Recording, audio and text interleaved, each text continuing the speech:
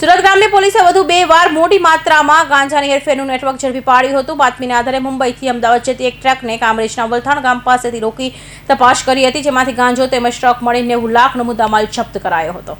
સુરત બાદ હવે સુરત ગ્રામ્યમાંથી પણ વનસ્પતિજન્ય પદાર્થોની હેરફેર વધી રહી છે, જેના ભાગરૂપે હવે ગ્રામ્ય પોલીસને પણ એક્શનમાં આવી હતી અને ગ્રામ્ય વિસ્તારમાંથી સુરત ગ્રામ્ય પોલીસે મોટી માત્રામાં ગાંજાની જથ્થાની હેરફેરનું નેટવર્ક ઝડપી પાડ્યું હતું।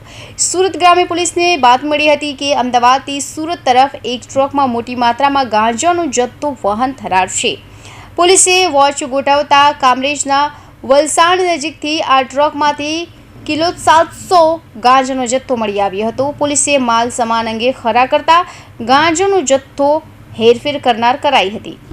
આ stand strong against drugs campaign અંતર્ગત ગુજરાત રાજ્યના ગૃહમંત્રી શ્રી તથા ગુજરાત રાજ્યના ડીજીપી અને આઈજીપી સાહેબ નાઓએ એનડીપીએસનો જે ગેરકાયદેસર મુદ્દામાલ છે તે શોધવા માટે વારંવાર સૂચનાઓ આપેલી, જે અંતર્ગત સુરત રેન્જના આઈજીપી શ્રી પ્રેમવીરસિંહ સાહેબે નાઓની રાહબારી હેઠળ તથા સુરત ગ્રામ્યના ડીઆઈજીપી શ્રી હિતેશ જોઈસર સાહેબ નાઓની સૂચના અનુસાર LCB PI RB Bhatol, SOG PI BG Israni તથા પેરોલ ફળલો સ્કોડના ઇન્ચાર્જ પીઆઈ વીએલ ગાગિયાનો આ કામગીરી શોધવા માટે કાર્યરત હતા, જે અંતર્ગત એલસીબી પીઆઈ આરબી ભટોળ તથા એએસઆઈ રોહિતભાઈ બાબુભાઈ નાઓને સંયુક્ત રાહે હ્યુમન ઇન્ટેલિજન્સથી બાતમી મળેલ કે ટ્રક ટાટા કંપનીનો ટ્રક જે છે, જેનો નંબર MS4070 MH40 CT 3471 એનો ચાલક તથા ક્લીનર એના કબજાની ટ્રકમાં ગેરકાયદેસર રીતે વનસ્પતિજન્ય માદક પદાર્થ ગાંજાનો જથ્થો છુપાવી વહન કરી મુંબઈથી અમદાવાદ તરફ જતા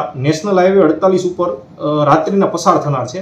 આ માહિતી જે છે બાતમી ગઈકાલે મળેલ હતી। ગ્રામ્ય પોલીસે ગાંજો ભરીને જતી ટ્રકમાં તપાસ કરતા કેટલાક ચોંકાવનારા દ્રશ્યો પણ જોવા મળ્યા હતા। પોલીસથી બચવા માટે ટ્રકમાં સામાન્ય રીતે નહીં પરંતુ ટ્રકની કેબિનના પાછળના ભાગે ખાસ ચોરખાનું બનાવ્યું હતું અને ચોરખાનાની આડમાં સંતાડી ગાંજો લઈ જવાતો હતો। તપાસ દરમિયાન આરોપીઓ ઓરિસ્સાથી ગાંજો લાવી ગુજરાતમાં સપ્લાય કરતા હતા।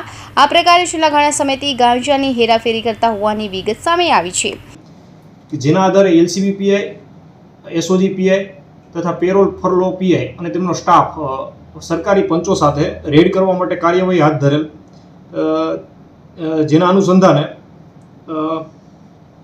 નેશનલ હાઈવે 48 ઉપર વોચ ગોઠવવામાં આવેલ અને જે તોરલ હોટલ પાસે જે ટ્રક નંબર છે MH40 CT 3471 ત્યાં નાકાબંધી કરતા ટ્રકને તપાસવામાં આવેલ અને ટ્રકમાં સર્ચ ઓપરેશન કરતા ટ્રકમાં ચોરખાનું બનાવેલ હોવાનું જણાવેલ અને જેની અંદર પ્રતિબંધિત વનસ્પતિજન્ય માદક પદાર્થ ગાંજાનો જથ્થો ભરેલ મળી આવેલ।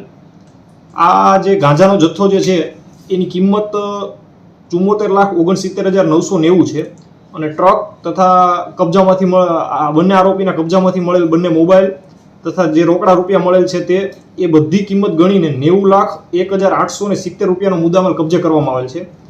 2 આરોપીઓ પકડાઈ ગયેલ છે અને 3 આરોપી જે છે એને વોન્ટેડ જાહેર કરવામાં આવેલ છે અને આગળની તપાસ ચાલુ છે અત્યારે।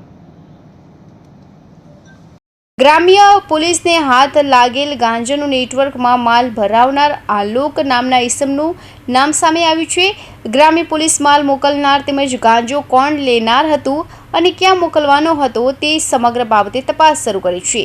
4 જેટલા ઈસમોની પોલીસે વોન્ટેડ જાહેર કર્યા છે। સાથે 746 કિલો ગાંજો, ટ્રક, રોકડ તેમજ મોબાઈલ મળી 90 લાખનો મુદ્દામાલ જપ્ત કરાયો હતો। Suresh Rathod, Hind TV news, Kamrej.